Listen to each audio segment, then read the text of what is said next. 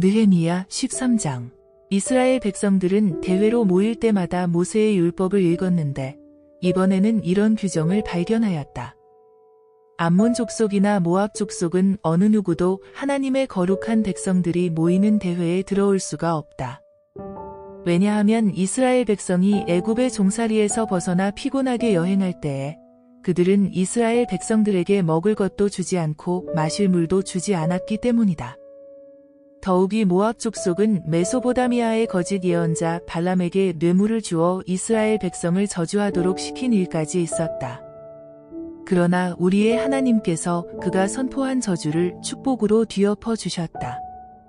이스라엘 백성은 율법책에서 이 말씀을 듣자 모든 이방 민족들을 그들 가운데에서 분리시켰다. 내가 12년 동안의 총독 임기를 마치고 다시 바사 왕궁으로 잠시 돌아가 있던 사이에 이런 일이 일어났다.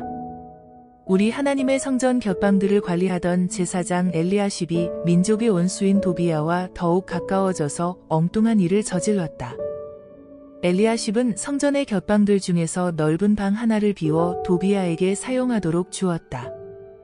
그 방은 본래 성전의 창고로서 곡식의 물과 분향 재료와 성전 기구들을 보관하고 레위 사람들과 성가대원들과 성전 문지기들에게 주려고 11조로 거두어 들인 곡식과 새 포도주와 기름을 보관하며 레위 사람들이 11조로 제사장들에게 바치는 헌물도 보관하는 곳이었다. 내가 예루살렘에 없는 그 짧은 기간에 원수의 상징이요 대표자인 암몬 족속의 도비야가 성전의 깊은 곳에까지 들어와 앉은 것이다. 그 당시 나는 임기를 마치고 바사의 수도 바벨론으로 돌아가 아닥사스다 왕궁에 있었다. 이때가 아닥사스다 왕 32년이었다. 나는 그곳에 얼마 동안 머무른 다음 다시 예루살렘으로 가는 것을 허락해달라고 왕에게 요청하였다. 나는 그 다음 해에 예루살렘에 도착하여 제사장 엘리야십이 하나님의 성전 안뜰에 민족의 원수 도비야를 위하여 방을 하나 마련해준 흉악한 일을 알게 되었다. 나는 너무나 화가 치밀어 올라 도비야의 세간살이를 모조리 방 밖으로 내던졌다. 도비야는 식구들까지 데려와 정식으로 살림을 차리고 있었다. 그런 다음에 나는 그 방을 정결케 하는 물로 청소하고 성전 기구들과 소재에 쓸 밀가루와 분향할 재료 등을 다시 그 방에 보관하도록 지시하였다. 또 내가 알아보니 이스라엘 백성들은 내가 없는 사이에 레위 사람들에게 줄 세금도 바치지 않았다. 그러자 성전에서 봉직하던 성가대원들과 상당수의 레위 사람들이 성전에서 떠나 그들의 농토가 있는 고향 마을로 돌아갔다. 그래서 나는 모든 지역의 관리들을 데려다가 이렇게 꾸짖었다. 어찌하여 하나님의 성전을 내버려 두었소? 그리고 나는 레위 사람들을 데려다가 다시 그들의 일을 맡겼다. 그러자 온 유다 백성들도 곡식과 새 포도주와 기름의 11조를 가져다가 성전의 창고에 쌓았다.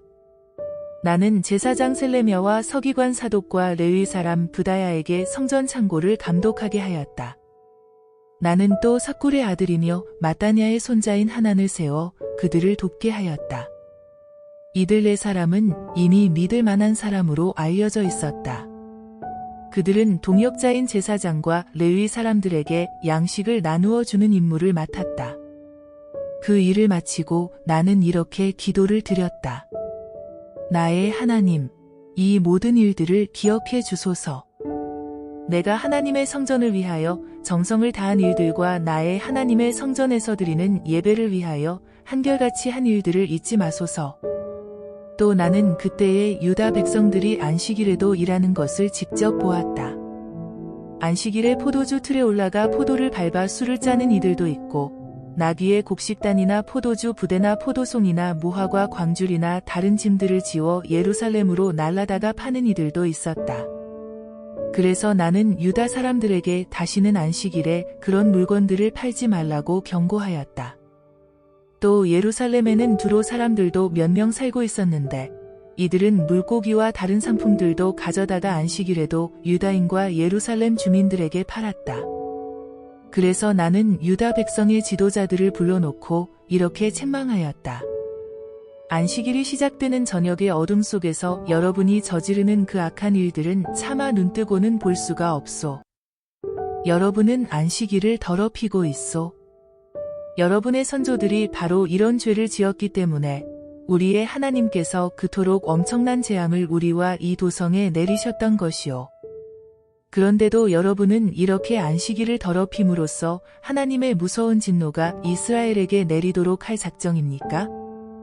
그러므로 나는 금요일 저녁 때 해가 떨어지는 것과 동시에 예루살렘의 모든 성문을 닫고 안식일이 지나간 다음에야 비로소 성문을 다시 열도록 명령하였다. 그러고 나서 나는 나의 직속 부하 몇 사람을 성문마다 배치하여 안식일에는 어떤 짐도 성 안으로 실어 나르지 못하게 하였다. 그러나 안식일에 팔 수 있는 온갖 물품을 가지고 다니는 장수와 팔 물건이 있는 사람들이 한두 번 예루살렘 성 밖에서 천막을 치고 잤다.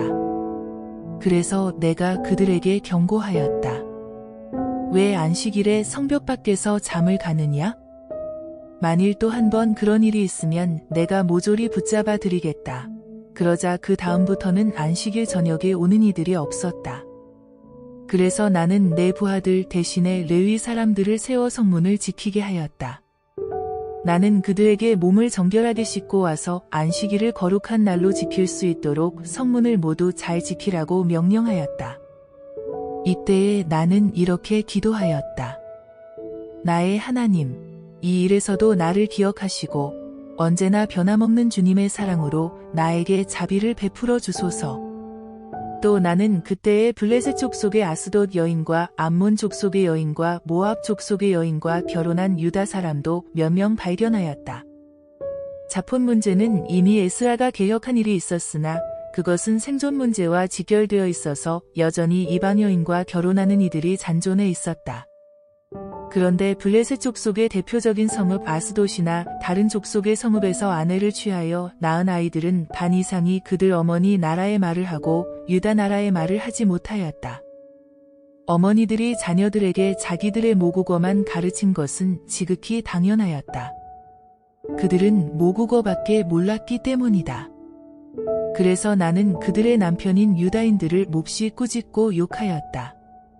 또 몇 사람은 때리고 머리털까지 잡아당겼다. 그러고 나서 나는 그들을 모두 하나님 앞에 세워놓고 이런 맹세를 시켰다. 우리는 이방인들에게 우리의 딸들을 시집 보내지도 않고 우리와 우리의 아들들을 위하여 이방인의 딸들을 아내로 데려오지도 않겠습니다. 그리고 나는 다시 가르쳐 주었다. 이스라엘의 뛰어난 왕 솔로몬이 바로 이 여자 문제 때문에 실수하였다는 것은 여러분이 잘 압니다. 그는 얼마나 똑똑하고 위대하였습니까? 온 세상의 수많은 왕들 중에서 그와 비교할 만한 왕은 하나도 없었습니다. 하나님께서도 그를 사랑하셔서 온 이스라엘의 왕으로 삼아주셨습니다. 그토록 위대한 왕도 이방 여인들이 망쳐놓았습니다. 그런데 여러분이 바로 이방 여인들과 결혼하여 그토록 무서운 죄를 지으며 우리의 하나님께 반역하고 있는데 어찌 내가 그냥 둘 수 있겠습니까? 그런데 대제사장 엘리야십의 손자 요야다의 아들 중에 유다 민족의 원수인 호론 사람 산발랏의 딸과 결혼한 이가 있었다. 그래서 내가 엘리야십의 가문 전체를 추방시켰다. 이때에 나는 이렇게 기도하였다.